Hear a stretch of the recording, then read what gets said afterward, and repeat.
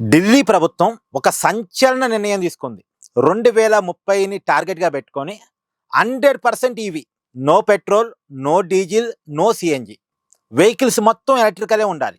అసలు వచ్చే సంవత్సరం నుంచి 2027 ఏప్రిల్ నుంచి ఒక్క ఎలక్ట్రికల్ ఆటోలకు తప్ప డీజిల్ ఆటోలకు కానీ లేదు సిఎన్జి ఆటోలకు కానీ రిజిస్ట్రేషన్స్ కూడా చేయరట. 2028 ఏప్రిల్ నుంచి ఒక ఎలక్ట్రికల్ బైకులకు తప్ప పెట్రోల్ బైకులకు కానీ లేదు ఇతర ఎనర్జీ వెహికల్స్ కానీ అసలు రిజిస్ట్రేషన్ చేయరట. ఓన్లీ ఎలక్ట్రికల్ బైకులకి 2028 నుంచి రిజిస్ట్రేషన్లు, అసలు 2027 నుంచి ఓన్లీ ఎలక్ట్రికల్ ఆటోలకు మాత్రమే రిజిస్ట్రేషన్లు. మరి రిజిస్ట్రేషన్ కానప్పుడు ఖచ్చితంగా ఎవడు కూడా పెట్రోల్, డీజిల్, సిఎన్జీలు కొనరుగా. ఆ వెహికల్ కొన్న రిజిస్ట్రేషన్ కావట్లేదు అంటే ఎవడు కొనరు కదా.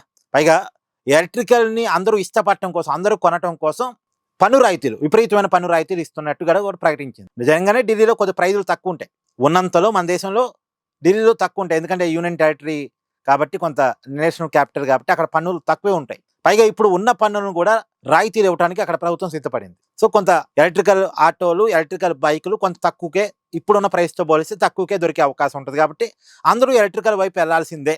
2030 లోపు అసలు ఢిల్లీలో పెట్రోల్, డీజిల్, సిఎన్జి వెహికల్స్ కనపడకూడదు. ఎందుకు ఇంత నిర్ణయం తీసుకోవడానికి ఉన్న కారణం ఏంటంటే, ఢిల్లీ అనేది పొల్యూటెడ్ సిటీ అయిపోయింది.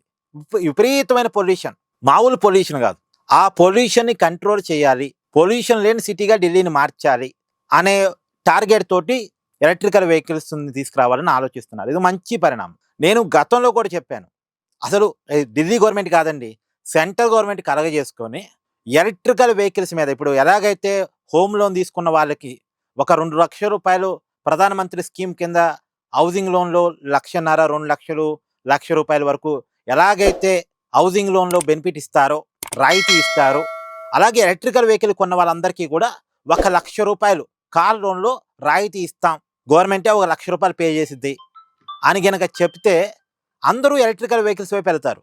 ఇప్పుడు ఎలక్ట్రికల్ వెహికల్స్ వైపు ఎందుకు వెళ్ళట్లేదు? పెట్రోల్, డీజిల్ వెహికల్స్తో పోల్చినప్పుడు ఎలక్ట్రికల్ వెహికల్స్ కాస్ట్లీ, చాలా కాస్ట్లీ.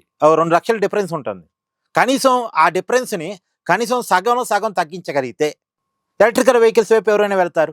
కాబట్టి ఆ ప్రయత్నం ప్రభుత్వం వైపు నుంచి జరగాలి. ఏమంటారు? కామెంట్ చేయండి. Please do like, share and subscribe this channel.